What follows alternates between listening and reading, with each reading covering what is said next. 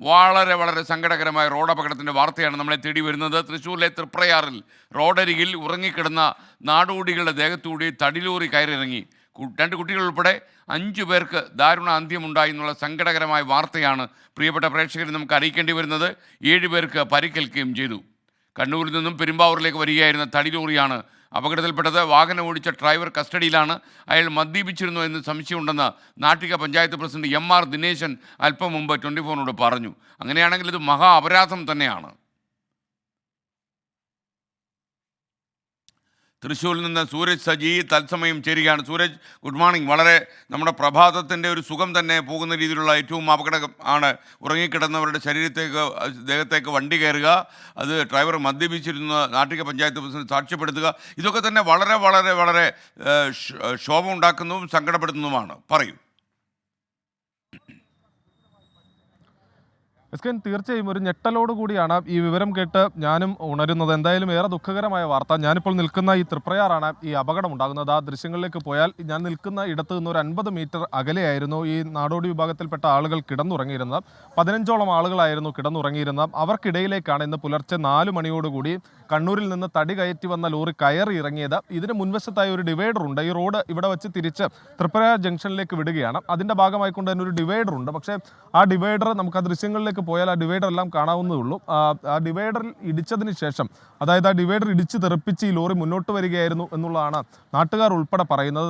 നമ്മുടെ ക്യാമറമാൻ ബിനേഷ് ബാബുരാജ് ദൃശ്യങ്ങളിലേക്ക് പോയാൽ ആ ഡിവൈഡറാണ് ആ ഡിവൈഡറിൽ നിന്ന് ലോറി ഇടിച്ച് മുന്നോട്ട് വരുന്നത്. ഏകദേശം ഒരു 50 മീറ്ററിലധികം ദൂരത്തായിരുന്നു ഇവർ കിടന്നുറങ്ങിയിരുന്നത്. അവിടെ വന്നാണ് ഈ ലോറി ഇടിച്ചു കയറുന്നത്. അങ്ങനെയാണ് ഇപ്പോൾ ഈ 5 പേർക്ക് ജീവൻ നഷ്ടമായത് എന്നുള്ളതാണ് പോലീസ് പറയുന്നത്. അതോടൊപ്പം തന്നെ 7 പേർ നിലവിൽ തൃശ്ശൂർ മെഡിക്കൽ കോളേജ് ആശുപത്രിയിൽ ചികിത്സയിലാണ്. അതിൽ പലരുടെയും നില ഗുരുതരമാണ് എന്നുള്ളതാണ് പറയുന്നത്. ഈ കുട്ടികളടക്കമുള്ളവർ ഈ മരിച്ചതിൽ ഉൾപ്പെടുന്നു. പാലക്കാട് ഗോവിന്ദാപുരം സ്വദേശികളായിട്ടുള്ള കാളിയപ്പൻ 50 വയസ്സ്, ജീവൻ 4 വയസ്സ്, ബംഗാരി 20 വയസ്സ്, അതോടൊപ്പം തന്നെ നാഗമ്മ 39 വയസ്സ്, വിശ്വ 1 വയസ്സ്.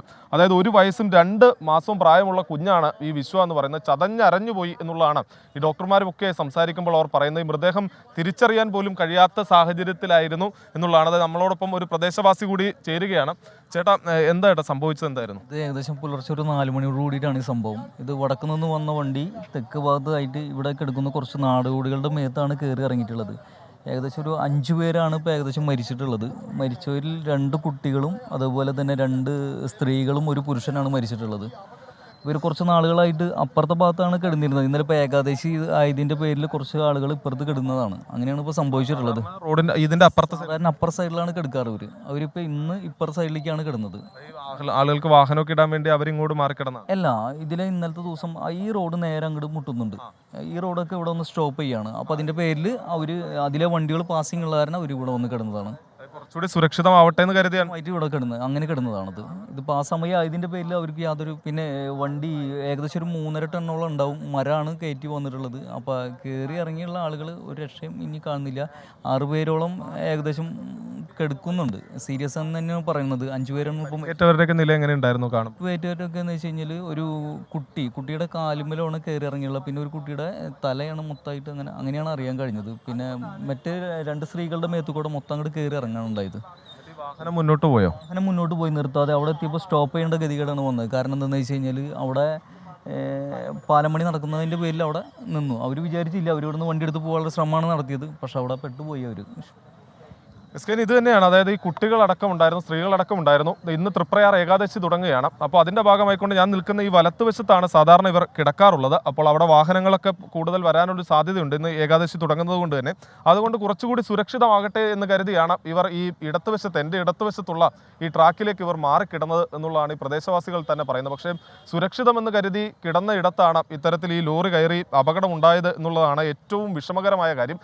ആദ്യം സൂചിപ്പിച്ചതുപോലെ തന്നെ ഈ ഡ്രൈവറും ക്ലീനറും മദ്യപിച്ചിരുന്നു എന്നൊരു വിവരം നാട്ടുകാർ തന്നെ പങ്കുവെക്കുന്നുണ്ട്. അവർ പറയുന്നത് ഈ ലോറി നിർത്തി ഡ്രൈവറും ക്ലീനറും ഒക്കെ പുറത്തിറങ്ങുന്ന സമയത്ത് ഇവരിൽ നിന്ന് മദ്യത്തിന്റെ സ്മെല്ല് വല്ലതുപോലെ കിട്ടുന്നുണ്ടായിരുന്നു എന്നുള്ളതാണ് പറയുന്നത്. എന്തായാലും അവരുടെ മെഡിക്കൽ പരിശോധനയ്ക്ക് വേണ്ടി നിലവിൽ ഈ ഡ്രൈവറെയും ക്ലീനറെയും മാറ്റിയിട്ടുണ്ട്. ഇരുവരും കണ്ണൂർ സ്വദേശികളാണ് എന്നുള്ളതാണ് നിലവിൽ പോലീസിൽ നിന്ന് നമുക്ക് ലഭിക്കുന്ന വിവരം.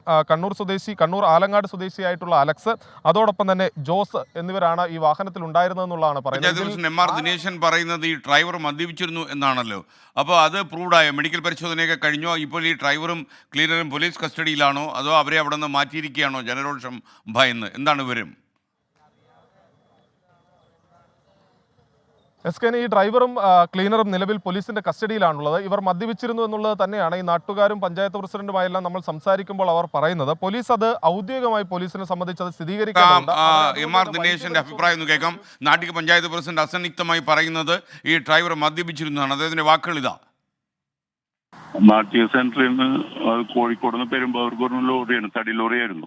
ഹൈവേയുടെ പണി നടന്നുകൊണ്ടിരിക്കുന്ന സമയത്താണ് നടക്കുകയാണ്. ഇവിടെ ആവശ്യമായിട്ടുള്ള സിഗ്നലുകളോ മറ്റു കാര്യങ്ങളോ ഒന്നുമില്ല. ലോറി ഡ്രൈവർമാർ മദ്യപിച്ചിട്ടുണ്ടെന്നാണ് ഇപ്പൊ കിട്ടിയിട്ടുള്ള വിവരം. പോലീസ് കസ്റ്റഡിയിലുണ്ട്. ലോറി ഏതാണ്ട് ഇവരെ മേത്തിടിച്ച് കയറിയിട്ട് ഒരു 200-250 മീറ്റർ അകലെ പോയിട്ടാണ് നിർത്തിയിട്ടുള്ളത്. യാതൊരുവിധ സിഗ്നലുകളോ മറ്റു കാര്യങ്ങളോ ഒന്നും ഈ നാഷണൽ ഹൈവേ പണിയൊന്നും നാട്യ സെന്ററിൽ ഇല്ല എന്നുള്ളതും പ്രത്യേകം പറയേണ്ടതാണ്.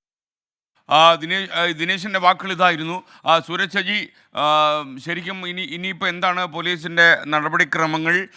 ശരിക്കും യഥാർത്ഥത്തിൽ അവിടെ സിഗ്നലുകളൊന്നും ഇല്ല എന്നാണ് പറയുന്നത്. അതായത് ഈ ദേശീയപാത നിർമ്മിക്കുന്ന ആളുകൾ വളരെ നിരുത്തരവാദപരമായി പെരുമാറാൻ പാടില്ല. കാരണം പാത നിർമ്മിക്കണമെന്നുള്ളത് പ്രാഥമിക ചുമതലയാണ്. അതിനോടൊപ്പം തന്നെ സമൂഹത്തോട് ചില ഉത്തരവാദിത്തങ്ങളുണ്ട്. അപകടങ്ങൾ പരമാവധി ഒഴിവാക്കാനുള്ള പ്രിക്കോഷൻസ് അവരെടുക്കേണ്ടതാണ്. കൂടുതൽ വിശദാംശങ്ങൾ എന്തൊക്കെയാണ്? എസ് കെ സൂചിപ്പിച്ചെടുത്തു തന്നെ നമുക്ക് തുടങ്ങാം. കാരണം ഈ നാട്ടികയെ സംബന്ധിച്ച് നമ്മുടെ ഒരു മാസത്തെ നമ്മുടെ വാർത്തയുടെ ഫയലുകൾ എടുത്താൽ അറിയാം എത്ര ജീവനുകൾ ഈ നാട്ടിക ദേശീയപാതയുടെ നിർമ്മാണവുമായി ബന്ധപ്പെട്ടുകൊണ്ട് പൊലിഞ്ഞു എന്ന് ചോദിച്ചു കഴിഞ്ഞാൽ മറുപടി പറയാൻ കഴിയില്ല. എസ് കെ അത് എണ്ണി തീർക്കാവുന്ന എണ്ണി തിട്ടപ്പെടുത്താവുന്ന ഒന്നുമല്ല. അത്രയ്ക്ക് മാത്രം മരണങ്ങൾ ഈ റോഡുമായി ബന്ധപ്പെട്ടുകൊണ്ട് നടന്നിട്ടുണ്ട്. അതെല്ലാം എസ് കെ സൂചിപ്പിച്ചതുപോലെ തന്നെ ഈ മുന്നൊരുക്കങ്ങളുടെ ഭാഗമായി ഉണ്ടായ വീഴ്ചകൾ തന്നെയാണ്. കാരണം ഈ നിർമ്മാണ പ്രവൃത്തികൾ നടക്കുമ്പോൾ ഈ റോഡ് വേർതിരിച്ച് വിടുന്ന സമയത്ത് അല്ലെങ്കിൽ ഡിവൈഡർ എല്ലാം സ്ഥാപിക്കുന്ന സമയത്ത് കൃത്യമായ മുൻകരുതലുകൾ അല്ലെങ്കിൽ ഈ അതിൻ്റെ സിഗ്നൽ ലൈറ്റുകൾ അടക്കം സ്ഥാപിക്കേണ്ടതുണ്ട്. പക്ഷേ അതൊന്നും തന്നെ സ്ഥാപിക്കാത്തത് തന്നെയാണ് ഇവിടെയും അപകടങ്ങൾക്കിടയാക്കിയിരിക്കുന്നത്. എസ് കെ ഇപ്പോൾ ഈ ദൃശ്യങ്ങളിലേക്ക് നമുക്ക് പോവാം. ഇത് ഈ റോഡിൻ്റെ റിഫ്ലക്ടറാണ്. ഈ റിഫ്ലക്ടർ കത്തിയിട്ട് വേണം ഈ വരുന്ന വാഹനങ്ങൾ ഇവിടെ ഒരു ഡീവിയേഷൻ ഉണ്ട് എന്നറിയാൻ. ഞാൻ നിൽക്കുന്നതാ ഈ ഭാഗത്ത് ഒരു ഡീവിയേഷൻ ഉണ്ടെന്ന് അറിയണമെങ്കിൽ ഈ റിഫ്ലക്ടർ കത്തണം. പക്ഷേ ഇത് കത്താൻ അതിനകത്ത് കണക്ഷനൊന്നും കൊടുത്തിട്ടില്ല. അതായത് ഇതിലൊരു വയർ വലിച്ച് ഒരു കറണ്ട് കൊടുത്താലാണല്ലോ സ്വാഭാവികമായി അത് കത്തുകയുള്ളൂ. അങ്ങനെ ഒരു റിഫ്ലക്ടർ ഇല്ല. ഈ ഭാഗത്ത് വരുന്നവർക്ക് സ്വാഭാവികമായും ഈ ബാരിക്കേഡ് മാത്രം കണ്ടുകൊണ്ട് ഇവിടെ ഇങ്ങനെ ഒരു ഡീവിയേഷൻ ഉണ്ട് എന്ന്, അതായത് വാഹനം വളരെ വേഗത്തിലായിരിക്കും വരിക.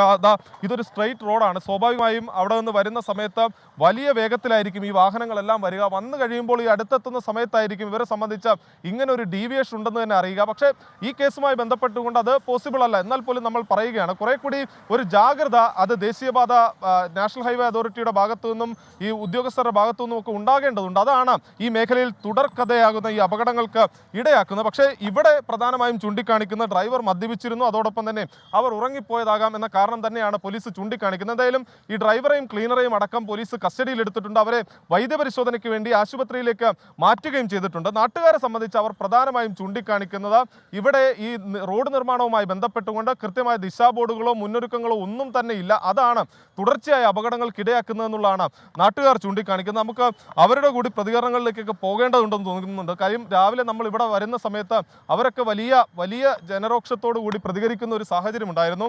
ഇപ്പോൾ നമ്മളോടൊപ്പം ഇവിടുത്തെ നാട്ടുകാരെല്ലാവരും ഉണ്ട്. നമ്മളെന്തായാലും അവരിലേക്ക് കൂടി പോകേണ്ടതുണ്ട്. സ്കാൻ എന്തായാലും ഈ വാഹനം നിലവിൽ കസ്റ്റഡിയിൽ എടുത്തിട്ടുണ്ട്. വാഹനം ഇവിടെ നിന്ന് കുറച്ച് മാറ്റി പോലീസ് തന്നെ, അതായത് ഈ വാഹനം നിർത്താതെ പോവുകയായിരുന്നു. ഇവർ ഈ ലോറി ഇടിച്ചതിന് ശേഷം അവർ ഈ ലോറി നിർത്താതെ മുന്നോട്ട് പോകുന്നു. പക്ഷേ അവർക്കതൊരു ട്രാപ്പായിരുന്നു. അതായത് ഇതിൻ്റെ ഈ കൈവരികൾ കെട്ടി തിരിച്ചിട്ടുള്ളതുകൊണ്ട് തന്നെ അവർക്ക് ഈ പാലത്തിൽ നിന്ന്, ഈ റോഡിൽ നിന്ന് അപ്രോച്ച് റോഡിലേക്ക് വാഹനം ഇറക്കാൻ കഴിഞ്ഞില്ല. അങ്ങനെയാണ് ഈ ലോറി പിന്നീട് അവിടെ കുടുങ്ങുന്നത്. പോലീസ് എന്തായാലും ഈ ലോറി കസ്റ്റഡിയിൽ എടുത്തിട്ടുണ്ട്. ചേട്ടാ ഈ നാട്ടുകാരനാണോ? എന്തായിട്ട് ഇവിടെ അപകടങ്ങളൊക്കെ പതിവാണോ? ഇവിടെ അധികം അപകടം ഉണ്ടാവാറില്ല. ഈ ഡിവൈഡറൊക്കെ വെച്ചതിന് ശേഷം റോഡ് നിർമ്മാണം തുടങ്ങിയതിന് ശേഷമാണ്. അതെ എന്താ അവസ്ഥ? എന്നിട്ട് വേറെ കുഴപ്പങ്ങളൊന്നും അധികം ഇതാ വരണ്ട. ഇവിടുത്തെ അപകടം അറിഞ്ഞിരുന്നോ? ഇപ്പം തന്നെ അറിഞ്ഞോളൂ. ഇതാണ് സ്കേ. ഇവർ പറയുന്ന പോലെ തന്നെ ഈ റോഡ് നിർമ്മാണം തുടങ്ങിയതിന് ശേഷം പല അപകടങ്ങളും ഇവിടെ റിപ്പോർട്ട് ചെയ്യപ്പെടുന്നുണ്ട്. അതെല്ലാം എസ്കേൻ സൂചിപ്പിച്ചതുപോലെ തന്നെ ഇവിടെ ദിശാ ബോർഡുകൾ അടക്കം സ്ഥാപിക്കുന്നതിലുണ്ടായ വീഴ്ചയാണ്. എന്തായാലും ഈ വിഷയവുമായി ബന്ധപ്പെട്ടുകൊണ്ട് ഡ്രൈവർ ആരാണെന്ന് സംബന്ധിച്ച് പോലീസ് പരിശോധന നടത്തി വരുന്നുണ്ട്. ഈ വാഹനം ഓടിച്ചിരുന്നത് കണ്ണൂർ സ്വദേശിയായിട്ടുള്ള അലക്സ് ആണ് എന്നുള്ളതാണ് പോലീസിന് ലഭിച്ചിരിക്കുന്ന വിവരം. ഈ വാഹനത്തിന് ഡ്രൈവറായി നിശ്ചയിച്ചിട്ടുണ്ടായിരുന്ന ജോസ് ആയിരുന്നു. അതുകൊണ്ട് തന്നെ ഈ അലക്സ് എങ്ങനെ വാഹനം ഓടിച്ചു എന്നത് സംബന്ധിച്ചെല്ലാം തന്നെ പോലീസ് വിശദമായ പരിശോധന നടത്തുന്നുണ്ട്. അതിനുശേഷം മാത്രമായിരിക്കും ഈ ഇതിൽ കൂടുതൽ വ്യക്തത വരിക എന്നുള്ളതാണ് പോലീസ് പറയുന്നത്. എന്തായാലും 2 പ്രതികളെയും വൈദ്യപരിശോധനയ്ക്ക് വേണ്ടി ആശുപത്രിയിലേക്ക് മാറ്റുകയും ചെയ്തിട്ടുണ്ട്. S K. Okay, thank you. Sooraj സജ്ജിയാണ് വിവരങ്ങളുമായി നാട്ടികയിൽ നിന്ന് ചേർന്നത്. നാട്ടികയിൽ വെളുപ്പിനുണ്ടായ അപകടത്തിൽ 5 പേരാണ് മരിച്ചത്, 2 കുട്ടികൾ ഉൾപ്പെടെ. അല്ലാത്ത സങ്കടകരമായ സാഹചര്യമാണ്. മാത്രമല്ല ദേശീയപാത നിർമ്മാതാക്കൾ ഈ കാര്യം വളരെ ശ്രദ്ധിക്കണം എന്നാണ് നമുക്ക് പറയാനുള്ളത്. മനുഷ്യജീവനുകൾ പൊലിയാൻ നമ്മൾ അനുവദിച്ചുകൂടാ. 7 പേർക്ക് പരിക്കേൽക്കുകയും ചെയ്തൊരു വലിയ അപകടമാണ് ഈ പ്രഭാതത്തിൽ ഉണ്ടായിരിക്കുന്നത്.